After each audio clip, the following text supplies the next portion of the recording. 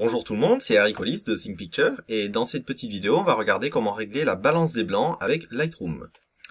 Allez, c'est parti.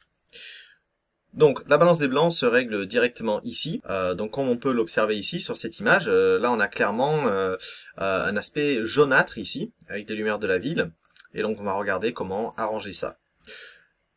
Avant de regarder les réglages un peu plus détaillés, on va d'abord s'intéresser aux pré-réglages de Lightroom. Donc vous avez différents pré-réglages pour la balance des blancs, comme ombre par exemple, ou encore tungsten. Sur le coup, vous pouvez vous en servir et ensuite affiner ces réglages en utilisant donc la température et la teinte. Personnellement, c'est quelque chose que je ne fais jamais. Je m'attaque directement à la température et la teinte. Je trouve que c'est plus rapide et tout simplement plus efficace. Pour initialiser les réglages, vous pouvez faire un double clic sur le paramètre. Vous pouvez tout simplement double cliquer sur bébé, donc balance des blancs. Et là, hop, comme vous pouvez le voir, il nous remet les deux en fait. Voilà, il nous réinitialise les deux paramètres. Donc, on va maintenant s'intéresser à température et teinte. Donc, si je baisse la température, on s'approche, voilà, d'une image plus, on va dire, bleutée. Mais sur le coup, si on observe ici, on voit bien qu'on se retrouve avec quelque chose de beaucoup plus naturel. Je vais remettre comme c'était. Vous voyez, là, on a vraiment une dominante jaune-orangé. Là, sur le coup, on baisse, hop, voilà, et on se retrouve avec des couleurs beaucoup plus sympas. Donc, la teinte, qu'est-ce que c'est?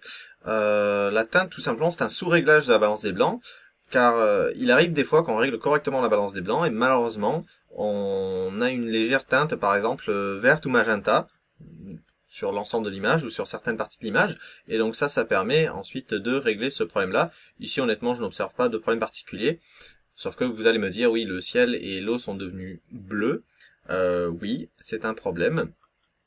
Puisqu'ici, en fait, on a plusieurs sources de lumière différentes. On a la lumière de la ville, et le soleil venait de se coucher, mais on avait toujours un petit peu de lumière dans le ciel, et donc qu'on voit également sur l'eau.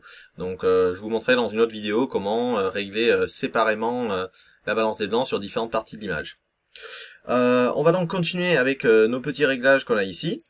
Si jamais vous voulez faire un réglage automatique de la balance des blancs, c'est-à-dire appliquer auto qui est là, soit vous pouvez tout simplement cliquer dessus, soit vous pouvez utiliser le raccourci clavier, donc c'est Maj, CTRL et U. Hop, voilà, et il nous fait un réglage automatique. Donc CTRL Z pour annuler. Là sur le coup honnêtement, voilà, bref, ça ne servait pas à grand chose, mais comme ça au moins vous savez comment faire. D'ailleurs avant de passer au dernier outil qui sert à régler la balance des blancs, quelques petits raccourcis, quelques astuces. Donc vous pouvez bien sûr bouger avec la souris directement. Vous pouvez également attraper en fait les chiffres qui sont là, les bouger comme ça. Vous pouvez également donc hop entrer des chiffres directement. C'est un truc que je fais assez souvent. Voilà, ça vous permet d'avoir des réglages assez précis. Voilà, comme vous pouvez le voir, si on clique une fois en fait sur un paramètre, on peut ensuite utiliser d'autres raccourcis clavier pour modifier ce paramètre. Voilà, comme ça. Et également, si on met la souris sur un des paramètres de Lightroom, on peut utiliser les flèches haut et bas pour modifier ce paramètre. Voilà, voilà. Donc maintenant, on va s'intéresser à cet outil ici, c'est le sélecteur balance des blancs. La plupart des gens appellent ça la pipette. Raccourci clavier W pour le sélectionner.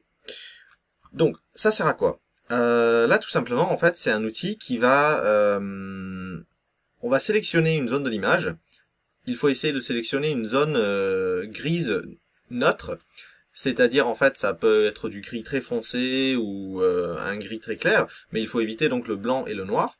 Et en fait il va se baser sur cette zone et il va essayer donc de rendre cette zone grise et par la même occasion donc de rééquilibrer l'ensemble des couleurs de l'image. Donc là par exemple moi je sais qu'ici il s'agit bien d'une zone grise, donc je clique dessus tout simplement, hop. Voilà, et il nous fait le réglage. Donc là, il y est allé un petit peu fort. Vous pouvez très bien réeffectuer ce réglage en cliquant ailleurs. Par exemple, vous pouvez retenter. Voilà. Donc là, par exemple, là sur le coup, j'ai eu un résultat qui est beaucoup plus convaincant en utilisant donc le gris qui est là. Et vous pouvez bien sûr, comme toujours, affiner vos réglages directement ici. Petite astuce, si vous affichez le panneau qui est sur le côté ici, et que vous sélectionnez donc l'outil pipette, il vous donne un aperçu en fait du réglage qu'il va effectuer, ce qui peut être très pratique. Voilà. Autre petite astuce, en utilisant la molette de la souris, en fait, vous pouvez modifier donc la taille de la zone en fait d'échantillonnage, on va appeler ça. Donc sur le coup, on peut se baser sur peu de pixels, et si on peut prendre une zone qui est bien plus grande, comme ça, par exemple, voilà. Donc ça va vraiment dépendre de votre image, ce qui vous arrange sur le coup. Là, moi personnellement, j'avais pas mal de place, donc je peux utiliser un échantillonnage sur une assez grande zone de pixels. Voilà, donc on réappuie sur la touche W pour désélectionner. Voilà, ben écoutez, je crois qu'on a fait le tour pour la balance des blancs.